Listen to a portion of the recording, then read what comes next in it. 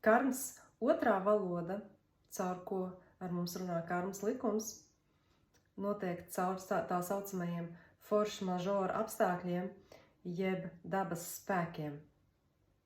Šajā situācijā vislabāk šo valodu atveido tieši torņa arkāns, jo tornis tas ir principā tas, ko cilvēks ceļ visas dzīves garumā, pārsvarā savu egoismu, lepnumu, savu svarīgumu, uzpūsto sajūtu, vai teikt arī tā.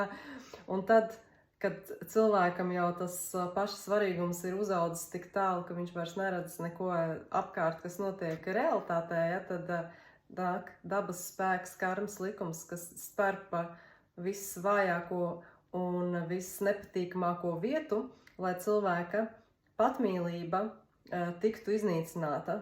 Ja? Neļaus nekad mums augstākie spēki, tā teikt, pilnā mērā audzēt savu egoismu. Ja? Pienāks diena, kad pa viņu iesitīs, ja? Iesitīs caur kaut kādiem apstākļiem, iesitīs caur cilvēkiem, ja? Var iesist caur jebko, ja? Kas vienkārši konkrēti parādīs mums to, ka mēs dzīvē bieži vien esam bezpalīdzīgi. Jo tieši ārējie spēki, kas šeit tā kā tiek atveidoti dabas spēku lomā, ja, jeb dieva augstākās gribas lomā, var teikt, arī šis zibens tiek atveidots. Viņa atgādina, ja, kad mēs neesam tie, kas visu kontrolē, mēs, ne viss ir mūsu varā, ja. Un ka ir kāds augstāks spēks un augstāks pārvaldītājs, kas ir stiprāks par, principā jebko. Šajā ziņā cilvēkam dažkārt ir visai noderīgi paskatīties pārraides vai būt aculieciniekiem par kaut kādām tādām dabas milzīgām stihijām kā okeāni vai kosmos, ja, kā izskatās, kad ir tās pārraides par kosmosu.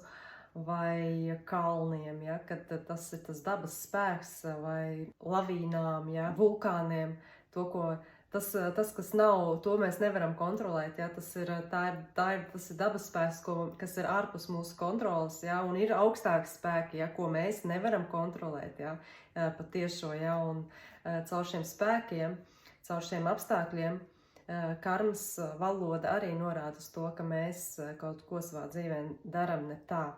Respektīvi, ja mēs sastopamies ar kādām dabas stihijām, ja mēs sastopamies ar kaut kādiem absolūti neparedzamiem apstākļiem, kas mūs izsit no sliedēm, un vienkārši visu dzīvi, tā vien teikt, var sajaukt ar kājām gaisā. Ja? Tas nozīmē to, ka vajag paskatīties, vai šajā dzīves posmā, kas ticis ir dzīvots, nav pārāk uzaudzēts tas savs svarīgums, ja, kad cilvēka lepnums vai nav pārāk pieaudzis, jo tieši tajos mirkļos tas ir principā no augstāko puses visspēcīgākās, bet tajā pašā laikā visrūgtākās zāles, ja, kad cilvēkam caur kaut kādu stihiju vai kaut kādiem tādiem apstākļiem parādīja, ka viņš nav tas, kas visu var, kas visu lemj, kas domā, ka viņš ir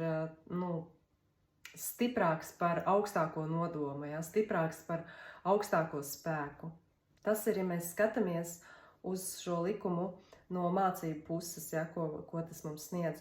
Bet, ja mēs paskatīsimies no tām labajām iespējām, ja, ko sniedz šis likums, ko sniedz šī te karmas valoda, ja, tad, ja cilvēks dzīvo harmonijā ar dabu, harmonijā ar visumu, kad cilvēks ir vērīgs attiecībā uz augstākiem likumiem, tad cilvēks gūst atbalstu no augstākiem spēkiem un no visuma puses, kas izpaužās kā veiksmīga sakritību ķēde, ja, pēkšņi viss notiek vislabākajā veidā, ja, tas ir tad, kad cilvēks dzīvo pareizi, ja, tad visums mums palīdz. Vai tas izpaužas arī skaidra saprāta, labas intuīcijas, izlēmības un pārliecības par sevi formā.